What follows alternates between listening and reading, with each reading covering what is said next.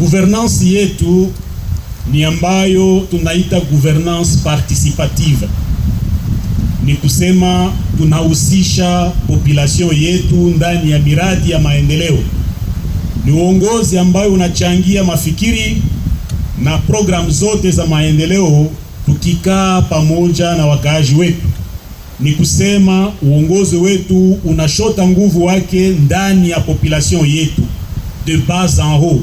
Sisi ni watumishi bure na sisi tunakuwa watumwa wa population yetu.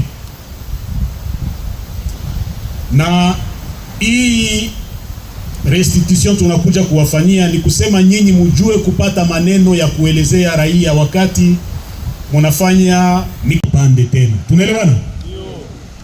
Nyinyi ambao mnakuwa karibu na wakaaji kwa vijiji, ni kusaidia mlimo ufanyike vizuri, watu watoe rekolte ya mingi.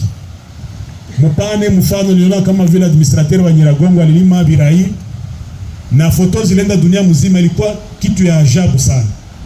Akaenda kuvuna pamoja na wamama, ile kubusaba na ya mzuri. Unaona kiongozi anatia mikono chini, anatumika pamoja na population yake. Uongozi wetu ni uongozi ya proximite. Mwende kutere, musibakie kumapiro, mutumike na wakaaji, hapana kutia mkono kwa mfuko na wengine ndio wanafanya kazi. Kiongozi anaongoza kwa mfano. Na hii ku relance economique, watu wa ekonomi kwa hapa ya finance, departement ya finance, ni kusaidia namna gani watu wa pato ndogo wajiretrouver.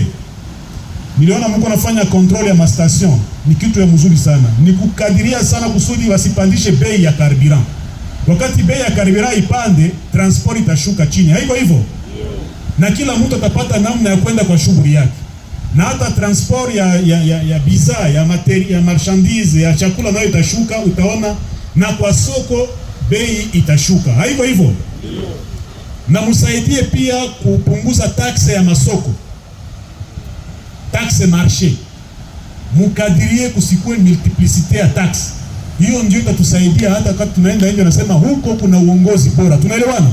Ni wale watu wa pato ndogo, wakati iko na pesa ndogo, anafika kusoko aeme hata kitu kidogo kusudi watoto nyumbani wakule, naye akue na furaha. Donc bitu ya transport, bitu ya mataxe ya kuma marché na bitu gani, mukadirie sana kusudi population wetu wa chini ajisikie kuna mabadiliko. Mabadiliko ya kweli tutaisikia ndani ya bus, wakati watu wanaenda mtransport wanazungumzia tuko na sinzia. Leo hii hakuna tena 40 voleurs. Haiko hivyo? Leo hii hakuna mtu ananyang'anya simu. Hiyo ndio témoignage nzuri. Na wakati tunafikia sasa mtu anaenda kusoko, hakuna bule mataxe, mtu analipa taxe na hakuna kakitanse, hiyo kitu mupiganishe sana. Tunaelewana? Hiyo ilikuwa kati ya zamani, sisi tulete mfano bora.